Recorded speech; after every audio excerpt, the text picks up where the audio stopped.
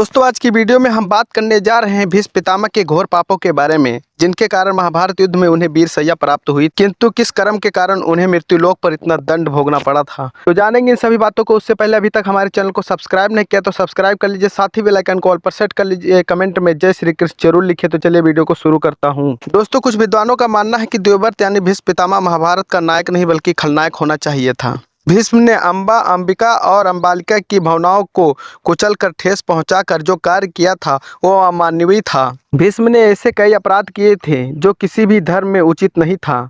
इसीलिए कहा जाता है कि वे अधर्म के साथ होने के कारण आदर्श चरित्रवान नहीं हो सकते थे। भीष्म पिछले जन्म में एक वसु थे और एक श्राप के कारण उन्हें इस जन्म में मनुष्य बनकर कष्ट झेलना था। 8 वसुओं भाइयों में से एक देव नामक वसु ने एक बार वशिष्ठ ऋषि की कामधेनु गाय की अपहरण कर लिया था। इससे वशिष्ठ ऋषि ने देव से कहा कि ऐसा काम तो दुष्ट मनुष्य करते हैं, इसीलिए तुम 8 वसु मनुष्य हो जाओ। ये सुनकर वसुओं ने घबरा गए और वशिष्ठ जी की प्रार्थना करने लगे। तो उन्होंने कहा कि अन्य वसु को जन्म होने पर मेरे श्राप से छुटकारा पा जाएंगे, लेकिन इस छू को अपनी करनी का फल भोगने के लिए एक जन्म तक मनुष्य बनकर पीड़ना भोगना पड़ेगा। यही देव बाद में गंगा की कोख में देवव्रत के रूप में जन्मे। यही देवव्रत आगे चलकर अपनी भीषण प्रतिज्ञा के कारण भीष्म पितामह कहलाए। एक बार शंतनु सत्यवती के रूप पर अत्यंत मोहित हो चुके थे और उसे प्यार करने लगे थे और उससे विवाह करना चाहते थे, लेकिन सत्यवती उनके समक्ष ऐसी शर्त रख दी कि जिसे वो पूरी ना कर सकते थे, जिसके कारण वो दुखी और उदास रहते थे।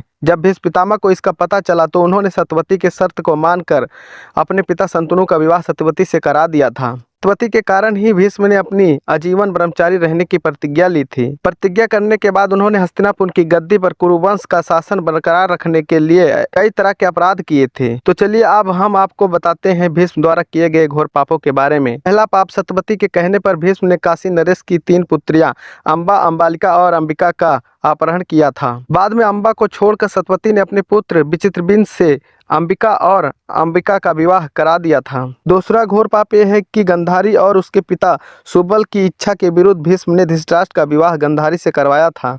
माना जाता है कि इसीलिए गंधारी ने अपने आंखों पर पट्टी बांध ली थी। आखिर अंत में गंधारी को अग्निदावा में कूद के प्राणों का अंत करना पड़ा था। तीसरा घोर पाप यह है कि जब भरी सभा में द्रौपदी को निर्वस्त्र किया जा रहा था तो भीष्म पितामह चुपचाप बैठे थे। भीष्म के सामने ही दुर्योधन और शकुनी का अनैतिक और छल पूर्वक खेल चलने दिया था। सरसैया पर भीष्म और मृत्यु का सामना कर रहे थे, तब भीष्म ने द्रौपदी से इसके लिए क्षमा मांगी। चौथा और अंतिम पाप यह है कि कौरव की सेना जीत रही थी। ऐसे में भीष्म ने एक वक्त पांडवों को अपनी मृत्यु का राज बताकर कौरवों का साथ धोखा किया था। भीष्म ने सरसैया पर लेटते हुए श्री कृष्ण से पूछा कि मधुसूदन, ये मेरे कौन से कर्मों का फल जो मुझे इस बाणों की सैया मिली है।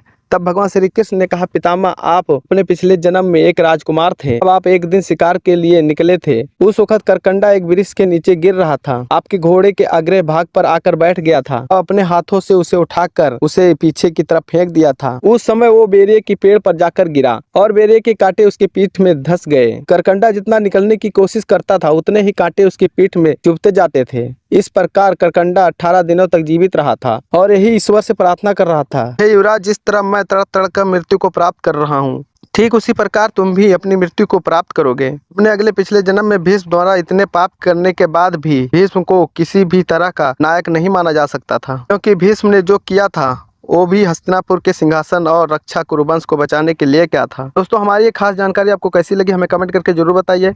कमेंट में जय श्री कृष्ण जरूर लिखिए। वीडियो देखने के लिए धन्यवाद।